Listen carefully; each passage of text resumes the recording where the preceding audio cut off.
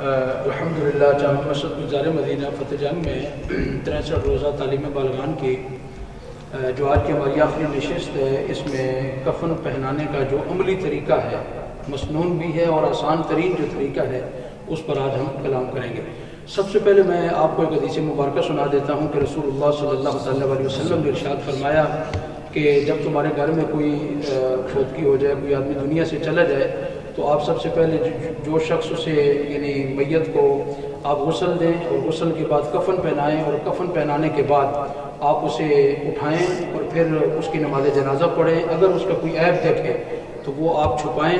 تو حضور فرماتے ہیں اللہ تبارک و تعالیٰ ایسے شخص کو گناہوں سے اس طرح پاک کر دیتا ہے کہ گویا کہ آج ہی اس کی ماں نے اسے جنا ہے، یعنی اتنا وہ گناہوں سے پاک صاف اور شفاف ہو جاتا ہے۔ یاد رہے مسنون جو کفن ہے، کفن سنت جو ہے، کفن کی 3 قسمیں بن جاتی ہیں، کفن ضرورت ہے، کفن کفایت ہے اور کفن سنت ہے۔ کفن ضرورت یہ ہے کہ ایک چادر سے بھی ضرورت پوری ہو جاتی ہے۔ کفن کفایت جو ہے وہ لفافہ اور ازار ہوگا تہبند، تو یہ کفایت کر جائے گا۔ کفن مسنون جو ہے، سنت جو کفن ہے، آج ہم اس پر کلام کریں گے۔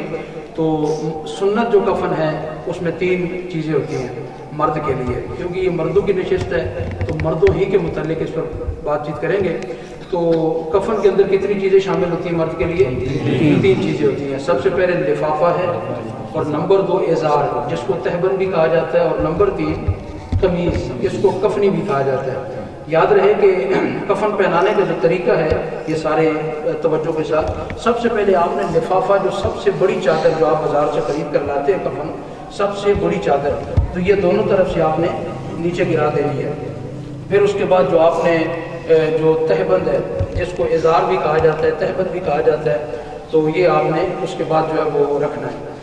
تو تیسرے نمبر پہ وہ قمیص ہے جس کو کفنی بھی کہا جاتا ہے، وہ آپ نے اس انداز کے ساتھ رکھنی ہے کہ ایسے رکھ کے کہ یہاں تک آ جائے، اور اوپر والا جو اس کا پلو ہے یہ آپ نے اٹھا لینا ہے، واپس پیچھے کی طرف آ جانا ہے۔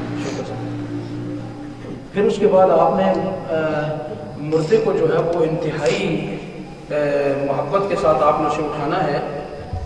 آپ نے غسل والے یعنی پھٹے سے انتہائی محبت کے ساتھ آپ نے اٹھانا ہے، اور اٹھانے کے بعد آپ نے نیچے ہو جاتا ہے، انتہائی محبت، تھوڑا اور نیچے ہو جاتا ہے، اچھا، انتہائی محبت کے ساتھ آپ نے اسے اٹھانا ہے۔ اٹھانے کے بعد آپ نے تو یہ چادر جو تھی، یہ چادر آپ جب اسے اٹھائیں گے تو اس کے اوپر ایسی چادر ہوگی پڑی ہے جی، میت کے اوپر ایسی چادر پڑی ہوگی۔ پھر آپ نے قمیض جو ہے وہ ایسے ڈالنی ہے، ایسے جب ڈال لیں گے تو پھر اس کو آپ نے آرام سے نیچے سے کھینچ لینا ہے۔ کھینچنے کے بعد یہ دونوں طرف سے آپ نے اچھے انداز کے ساتھ یہ آپ نے چادر کو دبا دینا ہے۔ خوشبو آپ کے پاس ہوگی داڑھی شریف پر، اعضائے سجدہ جو ہے، پیشانی ہے، دونوں ہاتھ ہیں، ناک ہے، گھٹنے ہیں، پاؤں پر آپ خوشبو لگا سکتے ہیں۔ پھر اس کے بعد آپ نے جو نیچے والی چادر ہے، دوسرے نمبر والی جو چادر ہے جس کو تہبند اور ازار کہا جاتا ہے، یہ آپ نے الٹی طرف سے سیدھی طرف آپ نے اس طرف لانی ہے، ایسے رکھنی ہے۔ پھر یہاں سے اٹھا کر آپ نے سیدھی طرف سے الٹی طرف آپ نے اس کو لے کر جانا ہے، یعنی الٹی طرف سے پہلے سیدھی طرف لائیں گے، پھر اس چادر کو اٹھا کر آپ نے ادھر لے کر جانا ہے۔